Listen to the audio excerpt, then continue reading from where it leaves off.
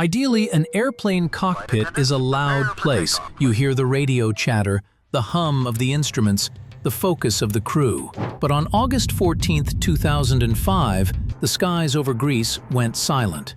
A Boeing 737, carrying 121 souls, stopped answering the world. It wasn't hijacked by terrorists, it wasn't struck by lightning, it was simply circling.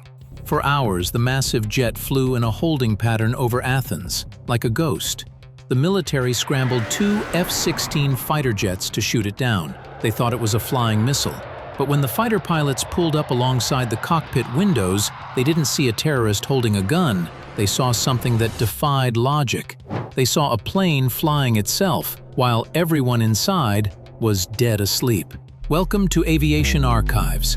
This is the terrifying true story of Helios Flight 522. Before we step inside this ghost flight, make sure to subscribe and click the bell. We investigate the darkest mysteries of the sky every week, and you do not want to miss the evidence we found for this case. To understand the horror of the final moments, we must go back to the beginning. It started as a beautiful summer morning in Cyprus. The date is August 14th. The temperature is already climbing to 32 degrees Celsius. At Larnaca International Airport, families are lining up at the gate. It is holiday season. On the passenger list, there are couples going on honeymoons and families taking their children to visit grandparents in Prague. The mood is happy. Nobody knows that they are boarding a machine that is already broken. The aircraft is a Boeing 737-300. It is the workhorse of the sky, safe, reliable. The captain is Hans-Jürgen Merten, a 58-year-old German veteran.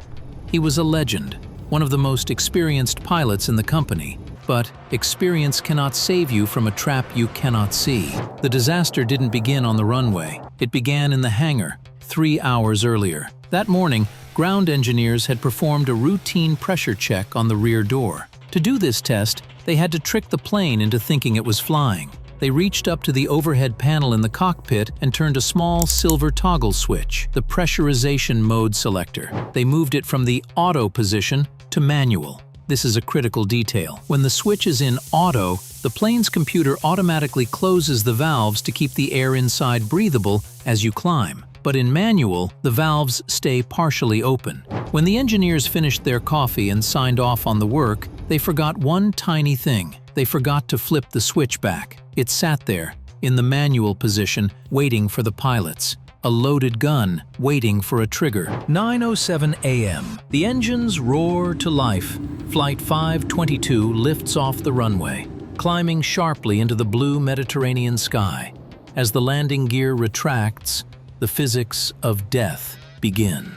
As the plane climbs past 10,000 feet, the air outside becomes thin and freezing. Inside the cabin, the air is leaking out through the open valves. The pressure is dropping rapidly. But the pilots? They have no idea. They are busy talking to air traffic control. They are running standard checklists. Suddenly, at an altitude of 12,000 feet, the silence in the cockpit is shattered.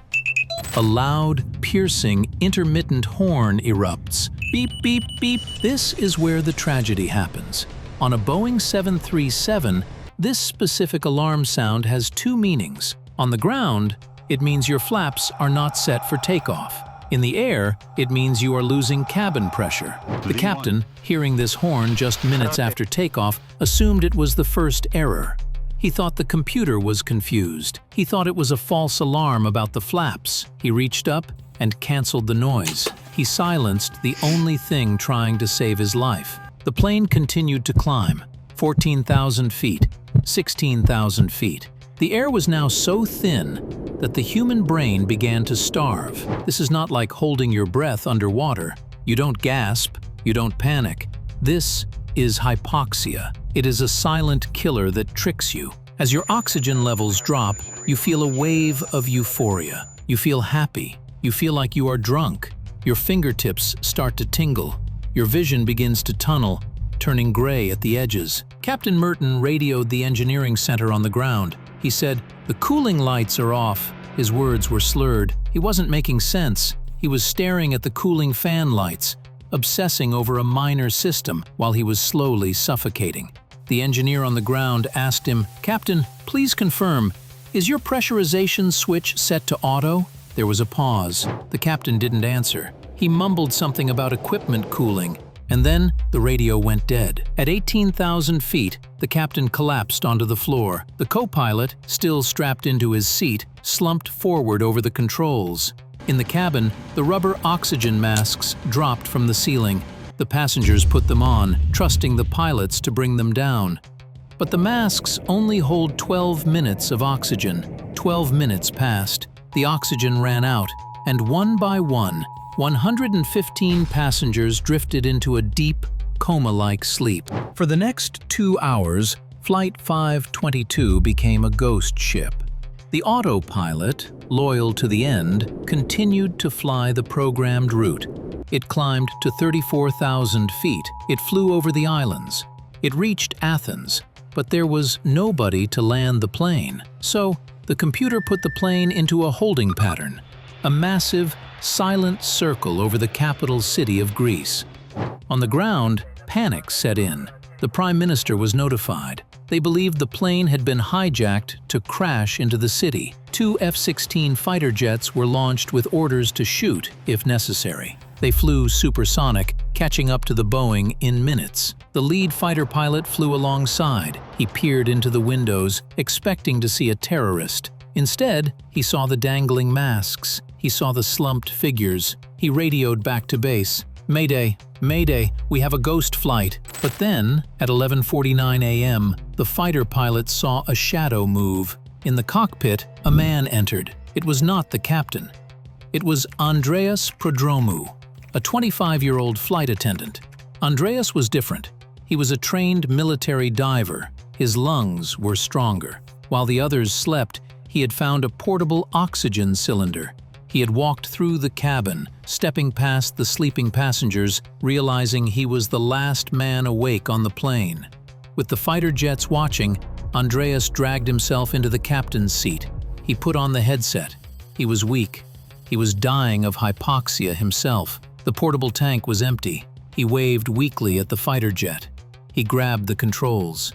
He keyed the microphone and whispered, "Mayday, Mayday." But tragically, the radio was still tuned to the wrong frequency. Nobody heard his final call. Just as Andreas touched the yoke, the plane shuddered. The left engine sputtered and died.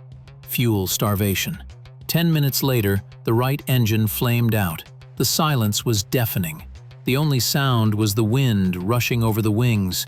Andreas disconnected the autopilot. He used his last ounce of strength to bank the plane away from the city. He wasn't trying to land.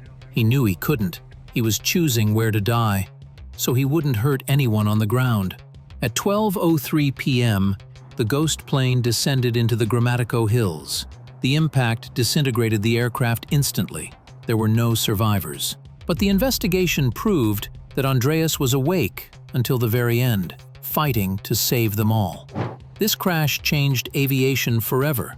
Because of Flight 522, every Boeing 737 in the world was modified. A new warning light was installed, a cabin altitude light, so that no pilot would ever confuse that alarm again. Those passengers didn't die in vain. They made flying safer for you and me. If you are fascinated by the terrifying mysteries of the ocean and space, we have just released a massive documentary on Point Nemo. It is the loneliest place on Earth. It is where NASA crashes space stations to hide them from the world. And it holds a secret even darker than the ghost plane. Click the video on your screen right now to explore the spacecraft cemetery. I will see you there.